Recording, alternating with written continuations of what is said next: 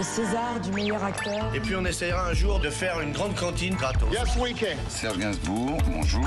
Il n'y a eu qu'un vainqueur, c'est l'espoir. Europe 1.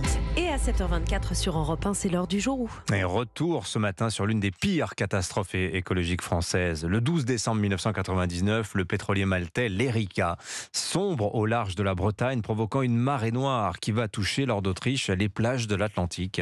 Oui, ce jour-là, à 8h08, au milieu d'une tempête, l'Erika fait naufrage après s'être coupé en deux. Il déverse 19 000 tonnes de pétrole dans la mer. Récit de François Coulon, le correspondant d'Europe 1 dans l'Ouest. Ce pétrole commence à s'émulsionner, c'est-à-dire qu'il se charge en eau et donc il prend du volume. Il a déjà doublé de volume. Le 25 décembre 1999, des galettes de pétrole touchent les côtes bretonnes. Le sable devient noir d'un pétrole nauséabond. 150 000 oiseaux vont mourir asphyxiés. La Bretagne, la Vendée, l'île de Groix, Belle-Île sont touchées peu à peu et la population est impuissante. J'ai cru que c'était l'apocalypse. Vraiment, ce ciel, ces vagues, ce noir, c'est inimaginable. J'en ai pleuré.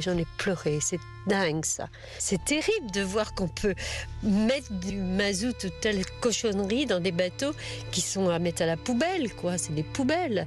Et c'est là qu'on a la haine, quand on habite des endroits si beaux, qu'on protège, qu'on essaie de garder. La marine nationale commence à nettoyer, mais le pétrole, épais, gluant, se révèle difficile à absorber. On n'arrive pas véritablement à pomper le produit parce qu'il est trop visqueux. Il colmate toutes les pompes. Le naufrage de l'Erika met en lumière une situation, la complaisance face aux pollueurs. Des compagnies pétrolières peu attentives aux bateaux qu'elles affrètent pour transporter leur fioul. L'armateur, l'affréteur et la société de classification italienne chargée d'effectuer les contrôles sont montrés du doigt.